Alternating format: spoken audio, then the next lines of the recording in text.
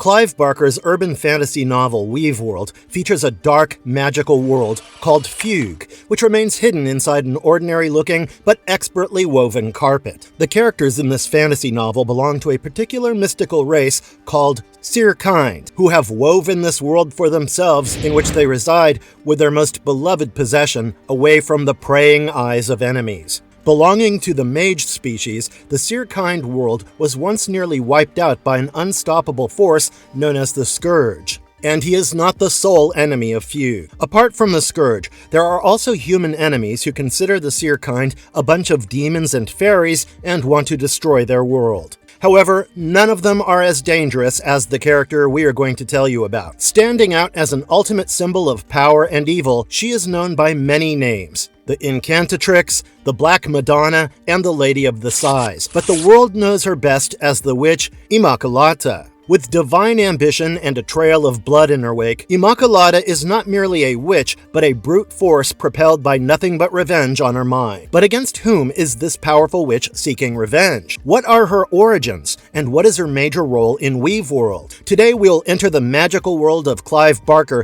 to discover the dark and mystical story behind the infamous Incantatrix.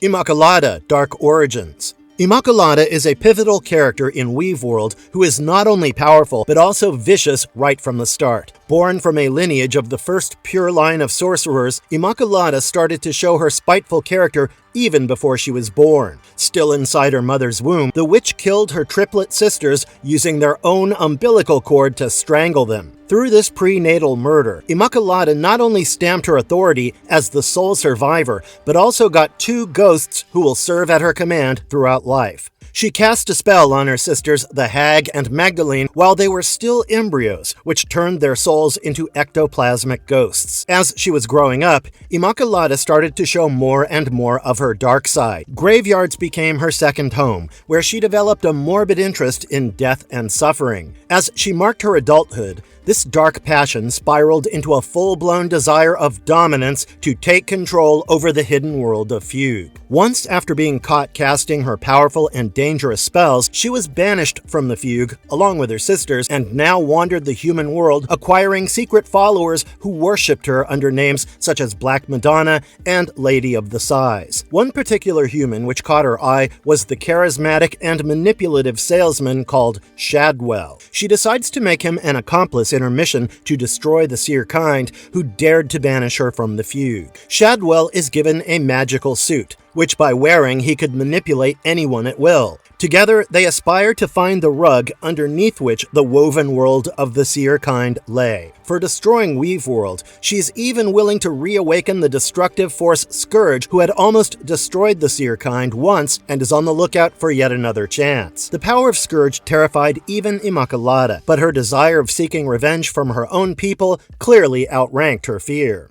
Major role of Immacolata in Weaveworld. Immacolata and her human accomplice Shadwell are finally successful in their mission when the witch happens to acquire the rug, but not before facing unexpected opposition from Susanna Parrish, who was the granddaughter of the rug's last guardian. She was completely oblivious to the hidden world of Fugue, but had to take on the mantle of protecting it when her grandmother died unexpectedly. Susanna takes charge, and in a fierce battle, Immacolata strikes her with the ethereal liquid force Menstruum, but Susanna not only survives, but also somehow absorbs its power. She now held the power of Menstruum, just like the witch herself. Susanna fights bravely, but eventually the witch Immacolata is able to overpower and defeat her, and proceeds to destroy the very rug protecting the Weaveworld. Just then, her smart and cunning accomplice manipulates her from doing so because he sees an opportunity for himself and insists on selling the rug in an auction for billionaires. Amidst all the chaos,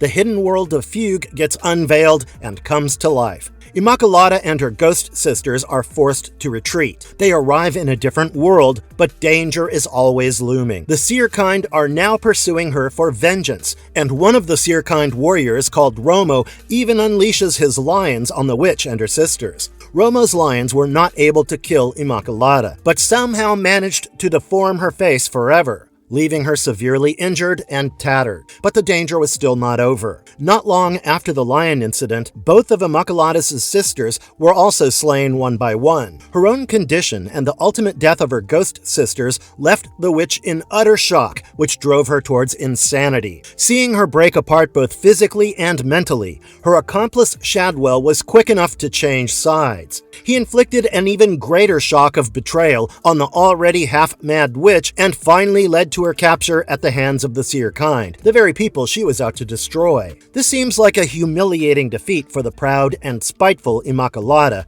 but her story isn't over just yet. The Mad Witch is taken into captivity where she's on the verge of complete insanity. Just then, she accidentally encounters her old foe Susanna. Her new friend is appalled by seeing Immacolata, the powerful witch, in such a pathetic condition. Susanna tries to make Immacolata remember her past, and after a lot of effort, Immacolata is back to her senses. In her mad rage of being betrayed by her trusted lieutenant, she destroys everything in her wake, killing everyone. She spares Susanna's life, but flies towards the center of the city where Shadwell was hiding in the Temple of Loom. The bloodthirsty witch rushes inside the temple in search of Shadwell, and blood indeed spills. But it's not that of Shadwell, who manages to stab her in time, contaminating the Temple of Loom with the witch's blood, leading to the destruction of the Fugue. Immacolata does not survive, but she has finally fulfilled her long-lasting wish of destroying the Fugue. What constitutes Immacolata's power? As we saw, Immacolata is an all-powerful witch who can go to any lengths in search of revenge. But where does she get her powers from? Being from the Seerkind fraternity, she has an inherent capability of producing vast illusions in her opponent's mind, leaving them confused and dumbfounded. But she derives even greater power from her wielding the force of the menstruum. If she is able to fully manifest its powers through concentration, the ageless power of the menstruum allows her immense powers which range from being able to fly to creating a shield around her body to protect herself from external attacks. And it also provides her with the power to attack. Using Menstruum, she can unleash lethal projectile beams on her opponents, gaining powers akin to a superhero. This woman-exclusive power is too hard to manifest and control, and in Immacolata's own words, it has rendered many women who have wielded it in the past senseless. One other powerful feature of the Menstruum force is that it allows Immacolata to change the very nature of certain things. We don't know the full origins of this powerful and dangerous force, but it's believed to be derived from the initial flow of a woman's menstrual blood. Apart from the wonderful power of Menstruum, the witch of course has her own magical spells through which she can summon an army of monsters at will. We told you how she created the ghosts of her twin sisters, whom only she can see and talk to telepathically. Immacolata also has the ability of necromancy, through which she can communicate with other dead people and summon their spirits as visions. These visions allow her to foretell future events and discover hidden knowledge. Thanks to her magical abilities and the power of the Menstruum, Immacolata has maintained an age-defying perfect shape as a young, beautiful, and alluring woman. With her immortal power, she lives every day with a cold, calculated approach towards a single goal: the destruction of her own kind. Her need for dominance and control defines her actions, and she's relentless in pursuing the destruction of the Fugue.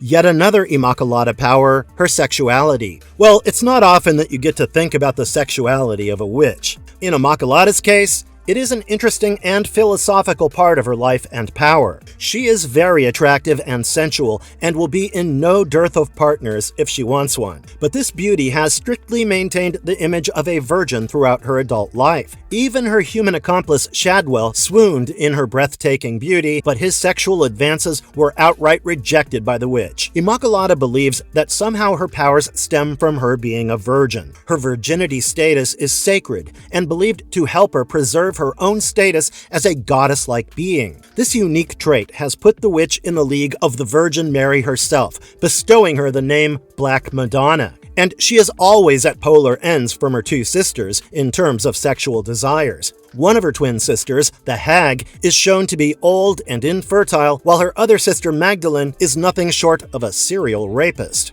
Because of her sensual nature, Magdalene has given birth to several demonic creatures to serve Immacolata by raping human men. You can say that she more than suffices for the lack of sexual life of her witch sister. Marvelous verdict. Yes, Immacolata is both powerful and dangerous. She's even got a reputation of a crazy witch, but she's definitely not the worst villain in Weaveworld. In comparison, the salesman Shadwell, the Scourge, and some others are far more manipulative psychopaths who just want to watch the world burn for their profit. On the other hand, Immacolata the Witch is also seeking the end of the Fugue world, but that's due to her seething desire of revenge. She has done terrible things for sure, but if she were a male character in Weaveworld, her actions could have easily passed as just ambitious. Even with all her relentless pursuit of seeking revenge on the Seerkind, her fierceness has certainly got a sense of honor. Maybe it was because of this that when Susanna acquired the power of Menstruum, Immacolata warned her of the consequences. She wished that Susanna would have never tasted the Menstruum, not because it's her power, but because she was well aware of the curse it brought along with it. Even in her state of extreme despair after being captured by the Seerkind, she didn't forget Susanna and her kindness and made it a point to remind her of the impending danger. Immacolata can best be described as a misunderstood witch who acts as a rare villain with some honor on her side. Her tragic journey from a feared sorcerer to a barely powerful ghost in her afterlife serves as a reminder of her immense power, which eventually spiraled into self-destruction. But despite her end, the legend of Immacolata remains in the heart and minds of the readers of Clive Barker's intricate tapestry of light and darkness in Weaveworld.